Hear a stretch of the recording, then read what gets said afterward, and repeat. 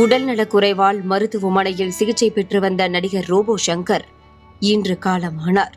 அவருக்கு வயது 46. சென்னையில் உள்ள தனியார் மருத்துவமனையில் தீவிர சிகிச்சை பெற்று வந்த நிலையில் அவரது உயிர் பிரிந்தது. ரோபோ சங்கரின் மறைவு அவரது குடும்பத்தார் மத்தியில் மட்டுமல்லாது தமிழ் சினிமா வட்டாரத்தையும் ரசிகர்களையுமே அதிர்ச்சியில் ஆழ்த்தியுள்ளது.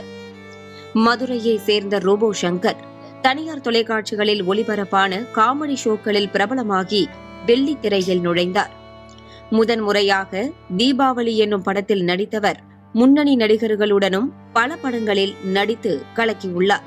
விஜயுடன் புலி, அஜித்துடன் விஸ்வாசம் என முன்னணி நடிகர்களுடனும் நடித்தவர் மாரி மற்றும் வேலன் வந்துட்டா வெள்ளைக்காரன் படங்களில் நடித்ததன் மூலம் பட்டி தொட்டி எங்கும் கொண்டாடப்பட்டார். ஆம், வேலன் வந்துட்டா வெள்ளைக்காரன் படத்தில் புஷ்பா காமெடி மற்றும் பணப்பதுக்கல் தொடர்பான காட்சிகளில் பயங்கரமாக ஸ்கோர் செய்தார். அன்னைக்கு காலையில 6 மணி இருக்கும். கோழி கொக்கரக்கோன்னு கூவுச்சு என்று தொடங்கி எதையும் ஆர்டரா சொல்லித்தான் பழக்கம் என்று அடுத்த சில நிமிடங்களுக்கு நீளும் காட்சிகள் இன்றும் பிரபலம். இந்த நிலையில்தான் மஞ்சள் காமாலையால் பாதிக்கப்பட்ட அவரின் உடல்நிலை மோசமானது.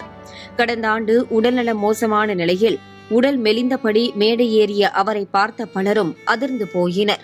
மஞ்சள் காமாலை நோயின் தாக்கம் தீவிரமடைந்ததால் 100 கிலோவுக்கு அதிக எடையில் இருந்தவர் எலும்பும் தோலுமாக மாறியது அதிர்ச்சியை ஏற்படுத்தியது.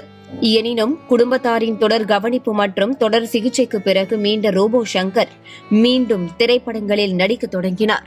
தனக்கு அதிகப்படியான குடிப்பழக்கம் இருந்ததை நேர்காணல்களில் ஓபனாக சொன்ன ரோபோ சங்கர், குடிக்காத பாட்டிலே இல்லை, அந்த அளவுக்கு லோக்கல் முதல் காஸ்ட்லி பாட்டில்கள் வரை குடித்திருக்கிறேன் என்று பகிர்ந்தார். உடல்நலம் தேறிய பிறகு குடிப்பழக்கம் உயிரை பறிக்கும் என்று விழிப்புணர்வு வீடியோவை பகிர்ந்தார். இனி குடிப்பக்கம் செல்லவே மாட்டேன் என்றும் பல இடங்களில் உறுதியாக கூறினார். இப்படியான நிலையில்தான் 2 தினங்களுக்கு முன்னதாக சென்னையில் படப்பிடிப்பில் இருந்தபோது நீர்ச்சத்து மற்றும் இரத்த அழுத்த குறைவு காரணமாக அவர் மயங்கி விழுந்ததாக கூறப்படுகிறது. தொடர்ந்து மருத்துவமனையில் அனுமதிக்கப்பட்டு தீவிர சிகிச்சை அளிக்கப்பட்டு வந்த நிலையில் உயிர் பிரிந்துள்ளது. அவரது மறைவை தொடர்ந்து திரையுலகத்தினரும் அரசியல் தலைவர்களும் இரங்கல் தெரிவித்து வருகின்றனர்.